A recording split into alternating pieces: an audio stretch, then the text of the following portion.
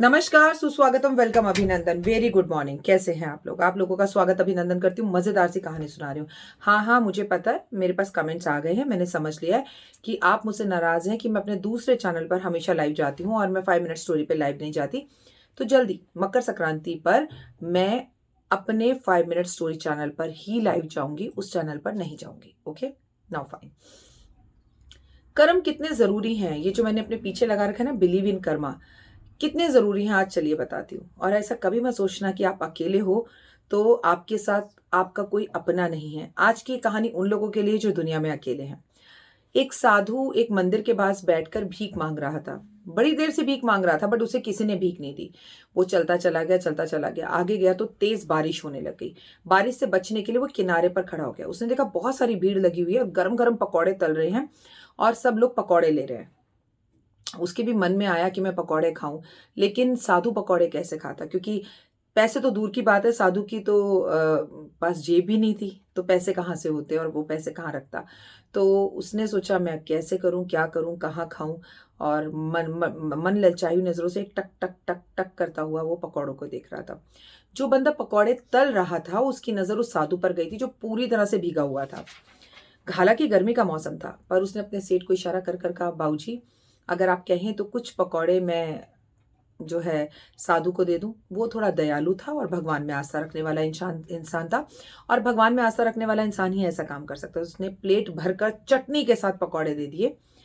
साधु के पास वो लड़का गया जो पकौड़े कढ़ाई में तल रहा था। उसने साधु को ना केवल पकौड़े दिए बल्कि एक कप चाय भी दी। साधु बहुत खुश हो गया। उसे झपड़ झपड़ झपड़ झपड़ सब पकौड़े खा लिए, क्योंकि वो बड़े दिन से भूखा था और अपने मन की तृष्णा को उसने शांत किया। लेकिन जब वो खड़ा हुआ तो उसके पास पैसे तो देने को थे नहीं। उसने दोनों हाथ उठाकर आशीर्वाद दिया और भगवान का धन्यवाद करता हुआ और बहुत सारा हलवाई को आशीर्वाद देते हुए वो चल दिया। साधु का पेट भर गया था और वो भी मन पसंद चीज से। साधु आज बहुत खुश था। साधु बारिश के अंदर जो पानी था उसके ऊपर पैर मारता मारता जा रहा था। इतने में उसके आगे एक दंपत्ति जा रहा था जिनकी अभी नई नई शादी हुई थी, हाथ में चूड़ा बूड़ा था, सब कुछ था। उस पानी का कीचड़ जो नई शादीशुदा जोड़ा जा रहा था, दाम्पत्य जा रहा था, उसकी पत्नी के ऊपर कुछ बारिश की का कीचड़ जाकर गिरा। पति ने गुस्से में मुड़कर देखा, छतरी उसके हाथ से उड़ गई और पत्नी ने उसे बहुत रोकना चाहा, लेकिन पति ने कुछ नहीं सुना। सीधा गया और साधु के 2 जड़ दिए। अंधा है क्या, तुझे दिखाई नहीं देता कि मेरी पत्नी के सारे कपड़े तेरे, और अपनी उम्र देख, तू बूढ़ा हो गया है और साधु संत होकर ऐसी हरकतें करता है क्या? लड़कियों की तरह पानी को बिखेरते हुए जा रहा है, बारिश करते हुए जा रहा है। और 2 थप्पड़ मारे। वहां खड़े हुए काफी लोगों ने ये नजारा देखा और लोगों ने उनके बीच में बीच बचाव करने की कोशिश करी, पर वो लड़का रुका नहीं। जब तक लोग उसे समझाते वो साधु को थप्पड़ मार चुका था। हालांकि उसकी पत्नी भी आई और पत्नी ने भी उसे रोकने की कोशिश करी, पर वो उस साधु को धक्का देकर कीचड़ में फेंककर उसकी तरफ मुस्कुराकर आगे की ओर चल दिया। जब वो मुस्कुराकर आगे की ओर चला तो उसके अकड़ थी, एक अलग सा घमंड था उसको कि हाँ देखा, मैंने बदला ले लिया। वो आगे गया तो एक मॉल की सीढ़ियों को चढ़ने की कोशिश कर रहे थे। मॉल की सीढ़ी पे पांव रखते ही ऊपर पहुंचकर उसने पीछे मुड़ने की कोशिश करी। मुड़ते ही जैसे देखा, वो सीढ़ी से सीधा नीचे गिरा और गिरकर उसकी मौत हो गई। सब बड़े परेशान थे क्योंकि पीछे पीछे बारिश का टाइम था, कुछ लोग उसको फॉलो भी कर रहे थे। तो खड़े हुए कुछ लोगों ने कहा इसको साधु का श्राप लग गया है, साधु के श्राप की वजह से इसके साथ ऐसी घटना घटी है, इसने साधु को थप्पड़ मारा, इसको इसके कर्मों की सजा मिल गई, ये हुआ वो हुआ।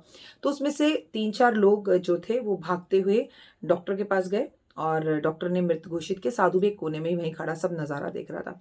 तो वहीं पर एक व्यक्ति ने आकर साधु से कहा कि तुम कितने गंदे आदमी हो, उसने तुम्हें एक थप्पड़ मारा और तुमने थप्पड़ मारने पर उसको श्राप दे दिया, उसकी मृत्यु हो गई। उसकी शादी को मात्र अभी 1 हफ्ता ही हुआ था, तुम्हें शर्म आनी चाहिए। साधु ने कहा क्या तुमने देखा वहां क्या हुआ था? तो एक लड़का भीड़ में से बोला, हाँ हाँ मैंने सब देखा, तुम ऐसे पकौड़े खाकर निकले और मैं भी वहीं पकौड़ों की दुकान पर खड़ा था, तुम छींटे मारते जा रहे थे और जो है छींटे उसकी पत्नी पर जाकर गिरे। तो साधु ने बड़ी नम्रता से हाथ जोड़कर बोला, क्या छींटे उसके ऊपर गिरे थे? तो उसने बोला नहीं गिरे थे। लेकिन ये तो कॉमन सेंस की बात है भाई, तुम किसी की पत्नी के ऊपर छींटे मारोगे, वो उसकी पत्नी थी, वो उसका पार्टनर था, उसे बुरा लगा, उसने आकर तुम्हें थप्पड़ मार दिया। साधु ने कहा मैंने उसे कोई श्राप नहीं दिया, लेकिन जैसे मैंने गलती करी, मैंने अनजाने में करी और मैंने पानी के छींटे मारे, वो उसकी पत्नी के ऊपर जाकर लगे, उसकी पत्नी के कपड़े खराब हो गए, वो उसका पार्टनर था, उसे बुरा लगा। मैंने तो कोई श्राप नहीं दिया, लेकिन परमपिता परमात्मा ऊपर बैठा हुआ मेरा भी पार्टनर है, मुझे उसने उठाकर ही पूरा कीचड़ में धक्का मारकर फेंक दिया। तो शायद मेरे परमात्मा को भी बुरा लगा, शायद मेरे खुदा को भी बुरा लगा, शायद मेरे भगवान को भी बुरा लगा, तो उसने भी उसे सजा दे दी। भीड़ में खड़े सभी लोग चुप हो गए शर्म से और कुछ नहीं बोल पाए। लेकिन क्या आप भी सोचते हैं आप अकेले हैं? क्या दुनिया आपको भी थप्पड़ मार रही है? क्या दुनिया आपकी भी बात नहीं सुन रही है? तो आप अकेले नहीं हैं, क्योंकि जिसका कोई नहीं होता उसका खुदा होता है। कमेंट्स में जय माता दी जरूर लिखिएगा। इंस्टा पर मुझे फॉलो जरूर जरूर जरूर कीजिए, क्योंकि इंस्टा पर मैं आजकल आपके सवालों के जवाब दे रही हूँ, और फेसबुक पेज पर अगर अभी तक आपने मुझे फॉलो नहीं किया है, या मैं डिफरेंट और नई वीडियोस डाल रही हूँ, तो मुझे फॉलो जरूर कीजिए। फिलहाल दीजिए इजाजत, अपना और अपनों का ध्यान रखिएगा। कहानी कैसी लगी जरूर बताइएगा।